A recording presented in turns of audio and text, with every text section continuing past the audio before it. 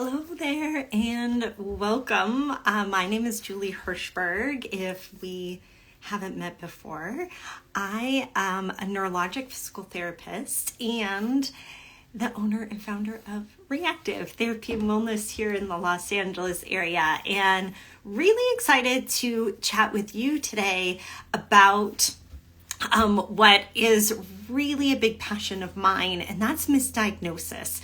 I'm going to hit on a very specific article, but I want to give you a little background. So I'm super honored to be a professor at the University of Southern California, their graduate school division of biokinesiology and physical therapy. That was a mouthful, but I get to teach and work with physical therapy students, and I get to teach the course on neuropathology, which is all the different diseases of the nervous system, and particularly how to screen as a physical therapist if what you're seeing is actually what the diagnosis is. So this idea of differential diagnosis, I'm really passionate about. I love talking about it. In our Brain Bites group, in January, we get to dive into differential diagnosis. So when something comes across my path, it's usually Twitter, where I'll see a research article that sparks my interest. If it's about diagnosis and misdiagnosis, I'm always like, what is this? What's going on? What can I learn from that? No different in this article. So let me share just the title of it here. This article, I have a copy of it here.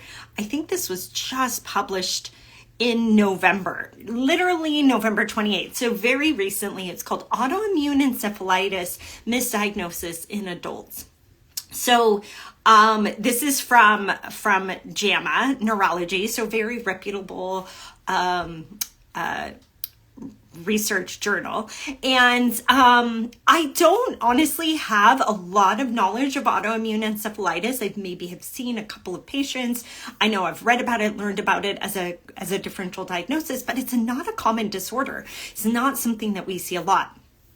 But what can be gleaned from misdiagnosis here, I think, is so important. So let me tell you about what they did in this article. And by the way, I have the article here, so I'll refer to this too. So they actually did a retrospective study of major medical centers. Mayo Center, University of Oxford, University of Texas, UCSF, University of Washington at St. Louis. So big medical centers, and looked at how common amongst the people that they diagnosed with autoimmune encephalitis, how common was it that that person got a misdiagnosis. And it turns out it was actually fairly common for this rare diagnosis. And I think they touch on several main reasons why that is, but I want to show you some of the results here. I've got a table for you all. Okay, so maybe not too surprising is that the top diagnosis that was the actual diagnosis, and by the way, this was like an average, I think it was 18 months until they got the actual diagnosis. The number one diagnosis was functional neurologic disorder. So this means people were diagnosed with autoimmune encephalitis, oftentimes treated with medications, immunotherapy that has a lot of potential side effects, including immunocompromise, and a lot of this occurred during COVID-19, so that's also concerning. But also that these folks with FND, as well as these other disorders, went without appropriate treatment for a very long time. This is really common in neurology. This is common with rare disorders, less understood disorders, like functional neurologic disorders. It goes undiagnosed for a very long time. Some of the other top diagnoses, so functional neurologic disorders were the top that were that people had not gotten the correct diagnosis. The others were neurodegenerative diseases. So that's also another common one that is missed. So again, this is not that somebody with a functional neurologic disorder was misdiagnosed. This is that somebody with another disorder, they missed functional neurologic disorder. And this happens more often than the other way around. So I think this is really, really important. So I want to show you, they came up with, particularly for this diagnosis, some red flags. And by the way, if you're not already on our newsletter, join our newsletter. I'll share this article. It's free, full text. I'll share the other great resources that I share throughout the week. I share the videos and everything. So we've got a lot of great resources in our newsletter this week. You can sign up at reactiveeducation.com if you're a healthcare provider, or reactivept.com if you're not. But they came up with red flags if a person was diagnosed with autoimmune encephalitis. Here are some things that may make you think that's not the correct diagnosis. So insidious onset, multiple comorbidities, examination results consistent with FND. So this is a very big, important piece that physicians and other healthcare providers need to know, what those examination findings that are consistent with FND are. I got a great resource for you for that, by the way. Also, if they have features of mitochondrial disease, so ruling that out, super important, and normal neuropsych testing. Typically in the autoimmune encephalitis, folks have abnormal neuropsych testing. There's also MRI findings, cerebral spinal fluid findings, and serology findings. One of the biggest take-home pieces that they said is that some of the potential contributors to misdiagnosis is there's over-interpretation of positive serum antibodies. So antibodies found in the serum that are positive, but not specific to an autoimmune encephalitis. So if you overinterpret that test and think that the person has autoimmune encephalitis, but it's not, then you go down this long pathway of treatment, usually without getting better because the treatment's not appropriate. And then you've missed an actual diagnosis that can actually respond really well to treatment, like a neurodegenerative disease or a functional neurologic disorder.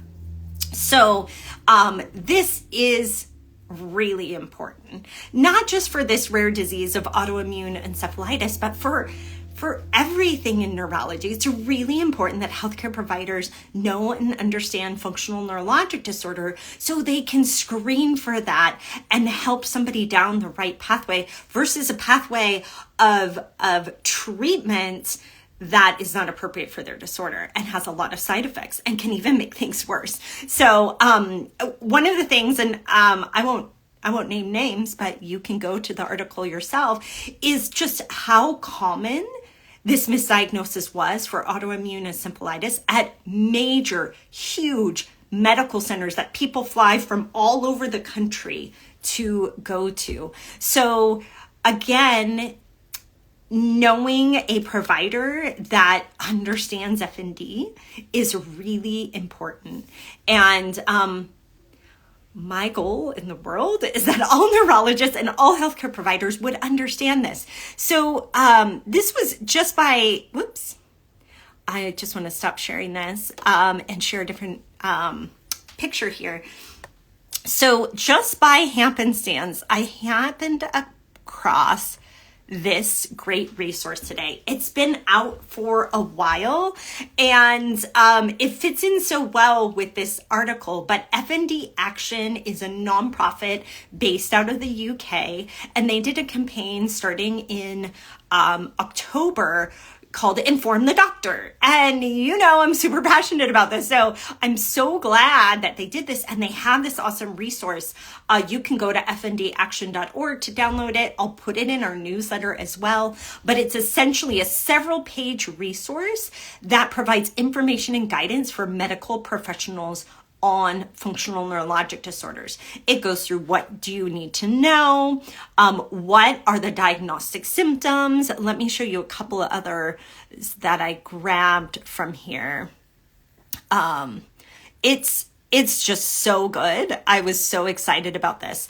They actually describe some of the literature of what causes FND, this error of predictive processing.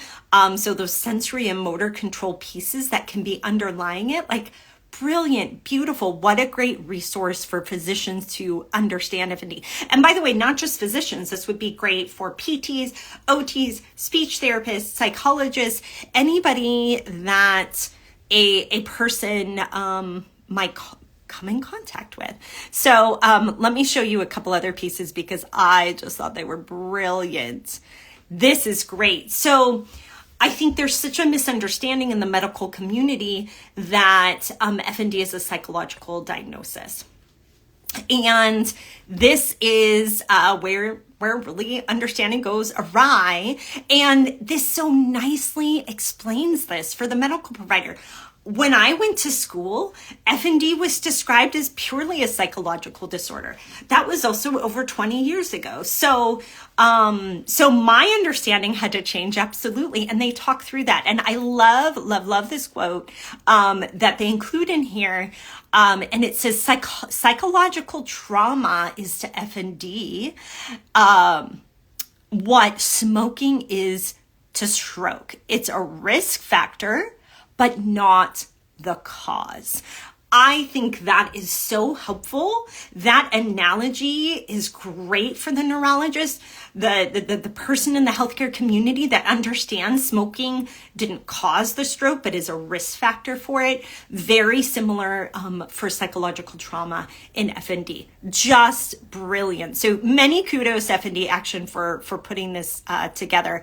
I just want to share a couple other pieces from it because, of course, then they do share what are some of those clinical features? So these are the features that I would presume many of the neurologists or healthcare providers in that study that I just talked about in autoimmune encephalitis missed these. They interpreted findings wrong. They missed the Hoover sign. They missed a pattern of facial spasms or weakness. They missed functional seizures.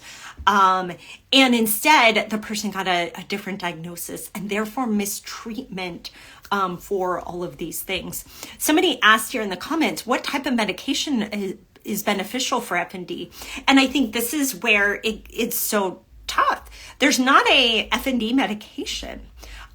Just like there's not one single medication for a given neuropathy, right? So some neuropathies might have a beneficial medication, but others, no, there's not a medication. But rehab is really beneficial for FND. And this is why I'm so passionate about it, because this means all of those folks in that study, what were the exact numbers, by the way? Let me pull up that table again. The number of people that should have been diagnosed with FND, but were not, 27 people. All of those people did not get the rehab that was needed for FND. So delayed their progress, and probably their symptoms worsened over time because instead of getting rehab, they were getting an autoimmune treatment, which can have side effects. So, so very important. But yes, there's not a one medication that can be helpful for FND. Really great question. Thank you for asking that. So again, this is all part of this really great, let me share this again, really great free downloadable resource from fndaction.org. I think there's a UK in there. Let me look at it. fndaction.org.uk. You can download it. I'll put it in the newsletter this week. So if you are not already on our newsletter, I send it out every Friday to healthcare providers, every Monday to people who aren't healthcare providers. I will include a link to this great resource that you can share with your healthcare provider. And healthcare providers, honestly, this is a very great, lots of things that you need to know about FND in one spot. I found it super helpful. I'm very thankful to the F&D Action group for creating this and for having a campaign that is called Inform the Doctor. Just trying to get the information out there because it's such a detriment when a person gets a delayed diagnosis or no diagnosis, or the person doesn't understand the F&D diagnosis and can't prescribe a treatment that's beneficial like neuro rehab. So there you have it. That is me on my soapbox yet again, advocating for F&D to be better understood and showing how it comes up in the literature. This was non-functional neurologic disorders literature. This was a paper on autoimmune encephalitis that found that they were missing the boat in many people. The number one diagnosis that was missed was functional neurologic disorders. So much to learn from that. So again, if you're not on our newsletter, join us, reactiveeducation.com if you're a healthcare provider, reactivept.com if you're not. I'll send out all of these great resources, our videos, and all of that from every week. So I hope you're having a really great holiday season. And I just thank you for being here with me. I so appreciate you. I hope you have a really great evening. And thanks so much for joining me.